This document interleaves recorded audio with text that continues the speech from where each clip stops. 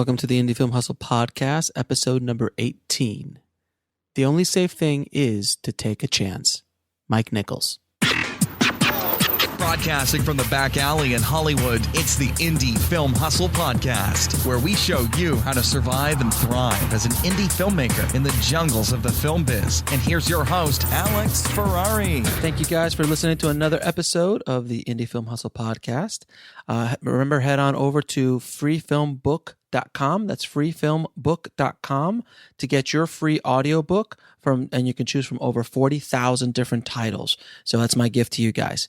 Today is an episode I think that's long overdue. It's something that a lot of first-time filmmakers make mistakes. And this is kind of in my series of pitfalls and things to kind of look out for. This is just based on my experience as a filmmaker and as a post guy as well, seeing it from other filmmakers' point of view. But today's story and today's topic is something I learned the hard way at the very, very beginning of my career, is not to hire a cinematographer based on gear and gear alone. And that is a mistake a lot of first-time filmmakers or filmmakers in general make, because they get glassy-eyed when a DP shows them a new red, or I have an Alexa, or this and that. So I want to talk to you a little bit about what a cinematographer is, and I'm sure I'll go over it really quickly because I'm sure most of you know what a cinematographer is, but I have the utmost respect for cinematographers and cinematography. It is a very difficult job. As a colorist, I see what they do. I see a lot of times people see the final image and they don't realize how difficult the day of the shoot was, or that production didn't give them the lights that they need, or their assistant camera sucked that day, or a million other things, but the DP gets blamed for it, especially in the color room, because all you see is the final image. So it's the DP's job to make sure that final image looks as good as possible, regardless of the problems. But it's a lot of times a thankless job in many ways. It's great. They praise you when you do good and they destroy you when you do bad. So it's a tough job. So I have the utmost respect for cinematographers. Now, with that said, the explosion of low-cost camera gear and lighting gear has exploded the number of quote-unquote cinematographers in the marketplace all around the world, not just Los Angeles, all around the world. I had this happen to me in Miami, but as well as other places as well, around the world as well, here in Los Angeles as well.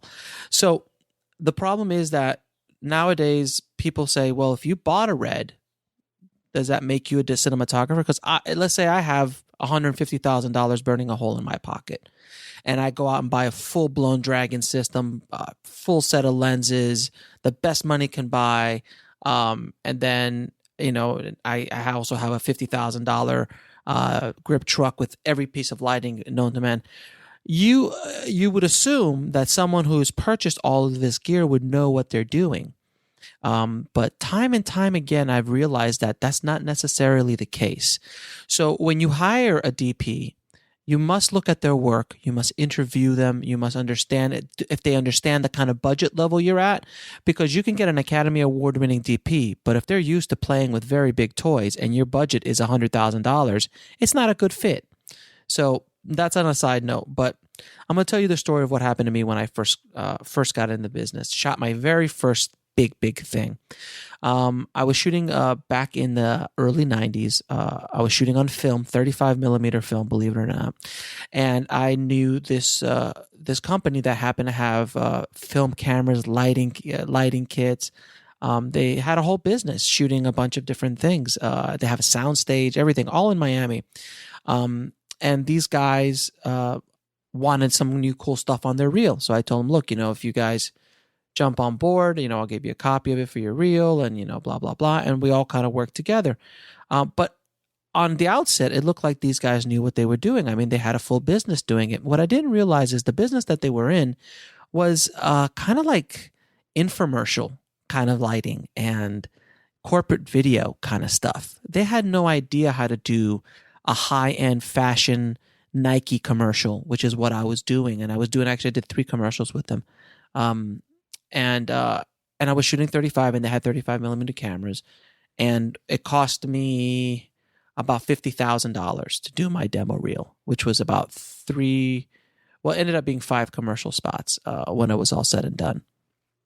So I packaged them all out to do them in like 5 days, and and try to do it as affordably as possible, because there was no digital anything back then. It was like I was barely able to edit this on an Avid back in the day. But anyway, so we went to start shooting, and I didn't get one DP. I got 2 DPs. And now my crew was top notch. I had a good producer who was working with me, and she basically inherited these DPs and all their gear. She didn't choose them. She didn't know, and she was a seasoned professional. After hour one, the crew walked off the set from them, because they said, we're not working with these guys. These guys are idiots. They have no idea what they're doing. So the producer had to talk them back, blah, blah, because the crew was actually a professional film crew, but these guys were complete idiots. And what happened is, if you ever are on a set with 2 DPs, you need to run away. There's no reason for 2 DPs ever, at all. There is a DP, there's a grapher, that's standard, but 2 actual director of photographies with credits as director of photographies, both of them talking about how they're going to light the scene. It is absolutely insanity. The crew members, for years later, after I worked with them on many other projects, they kept referring to them as the 2 monkey DPs, because they would just jump all over the set. They used to use a light meter, and they would check the light meter 50 times a minute to see how their lighting was, and they would pull out 400 lights from their massive grip truck to light this scene. And the crew was like, what are these guys doing? So I was pushing the envelope. I was shooting very unique stock of film. I actually gave them a booklet that I created on how to shoot this stock of film. It was called reversal film stock, to get some very unique looks. And because I even felt that they didn't know, they've never shot anything like this before, so I did all the research to have them understand it.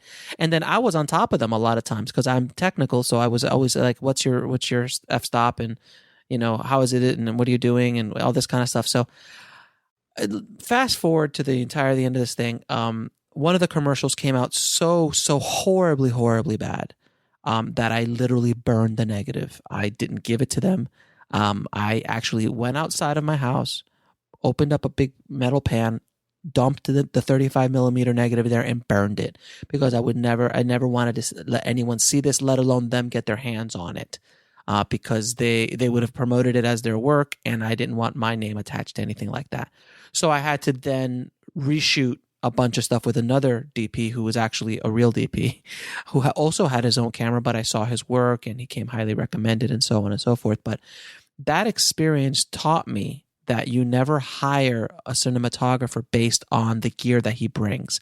The gear that he brings is a huge plus. Nowadays, these owner-operators are becoming the norm, because you can hire a DP who owns a Red camera, and that's just part of his day rate.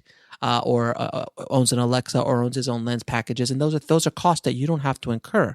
And the DP's doing that because that way he gets more work, or she gets more work, and that's wonderful. And there's a lot of DPs. I did an interview with my good friend Suki, who's in the ASC, amazing cinematographer. He owns his own Alexa camera, because he wants to own his own Alexa camera, and it makes him a more valuable DP because he has his own camera.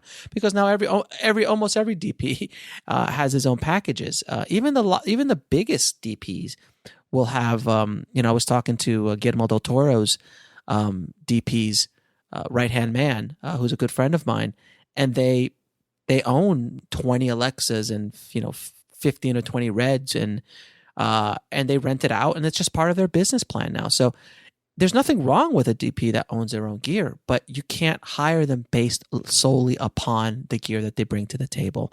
And that goes with anybody, with anything. A sound guy that has all the greatest gear, I've had bad experiences with that as well. You can't hire people based on the gear that they bring. You have to make sure that they can do the job right. I would rather hire someone who doesn't have their own gear, who could do the job right and rent the gear somehow, or hopefully find someone that has both together. So a word of warning, don't hire people based on their gear. Look at their work, interview them, ask for references, because I'm telling you, you will get burned. You will get burned badly. And I did it on a small. We'll be right back after a word from our sponsor. And now back to the show. Commercial shoot, $50,000 is not small to me, but comparatively to $1 million movie, $500,000 movie or feature, small, I did 30-second spots. So if I would have done a full short film with them, been with these guys for 3-4 weeks on a feature, I would have shot somebody, literally, I think. And I think the crew would have probably done the job for me. So don't hire monkey DPs. No, I'm joking. Just like I said before, hire people based on their merit and on their skill, on their reel, and on the personality, if they mix with you or not. Because the DP is your right-hand guy as a director, as a filmmaker. If you don't mix with your DP, it's going to be a long shoot.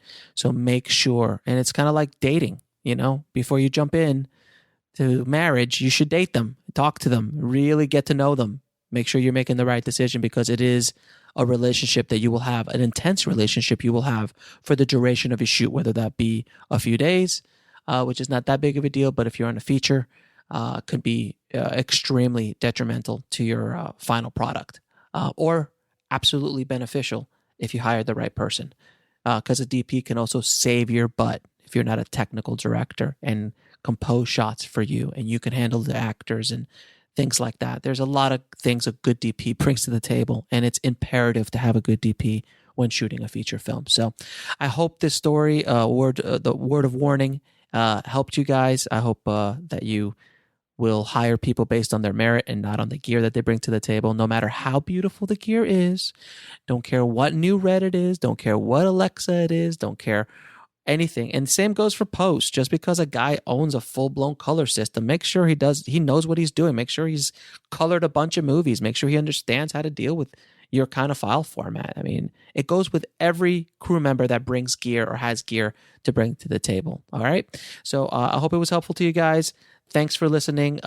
Remember, head on over to iTunes. You could just go to indiefilmhustle.com/iTunes and leave me an honest review on the podcast. It really helps us out a lot to get these reviews and helps us get the word out on Indie Film Hustle. So thanks again for your time, guys. Keep hustling. Keep making your movies. Don't let your dream fall to the wayside. You got to keep going no matter what. All right? Thanks again, guys. Talk to you soon. Thanks for listening to the Indie Film Hustle podcast at indiefilmhustle.com. That's INDIEFILMHUSTLE.com.